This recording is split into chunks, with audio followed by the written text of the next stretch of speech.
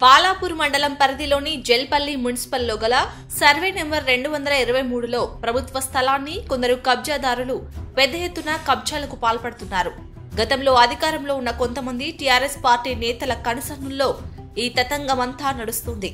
ఓ పక్క ప్రభుత్వ రెవెన్యూ అధికారులు ప్రభుత్వ స్థలం కబ్జాలకు కూల్చివేస్తుంటే, కొంతమంది నేతలు ఏకంగా ప్రభుత్వ స్థలాన్ని పర్మిషన్లు ఇప్పించి, ఏకంగా నకిలీ పట్టాలు, ఇంటి నెంబర్లు ఇప్పించి దగ్గరుండి మరీ అక్రమ నిర్మాణాలు కట్టిస్తున్నారు.